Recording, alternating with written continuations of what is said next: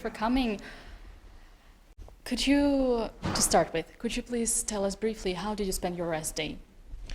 I visited my parents, I visited my sister, so hanged out with my cat and my nephew, so it was a very good rest day. Forgive me, I thought that you were only a dog kind of a person. I am both. I like cats and dogs, and every kind of animals. Frogs, pigs, anything you name it, I like it. Okay, fair enough. Yesterday was 100 years of Yuri Lvovich Averbakh. Imagine yourself in 2082, you get 100. Do you think Magnus or, let's say, Garry Kasparov would still be the GOAT?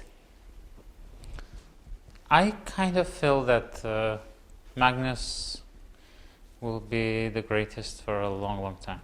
I mean, because for me, he's already probably the greatest, but he's still continuing. So, yeah, it will take a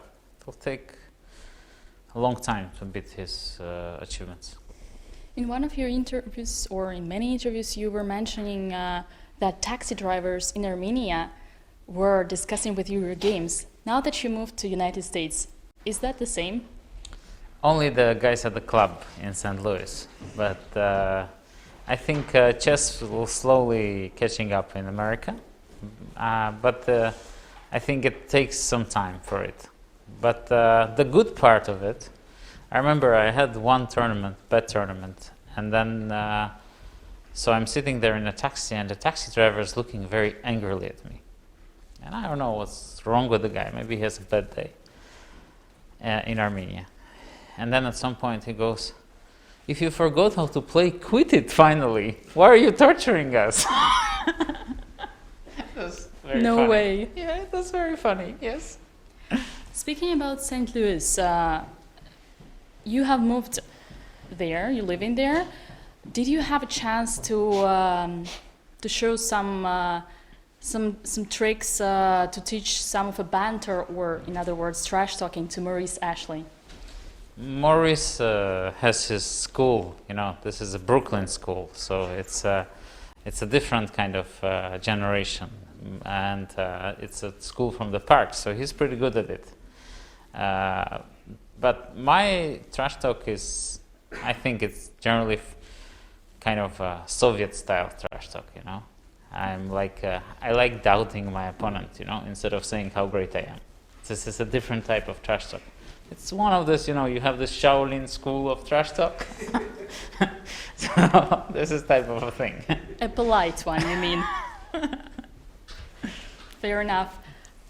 Valentine's Day is coming soon. Are you as much of a romantic person yourself as you are a romantic player on the chessboard? I think so, but it's tough maintaining, romance when you're always away. You always have to concentrate, and you're in your little world. But I do think, I'm definitely romantic, and I can be a cheesy romantic. I do cry a lot during movies, so I love this kind of things. So, but it's tough maintaining it. And my final question, on the same spectrum, what is the hardest thing to be in a relationship with a professional chess player?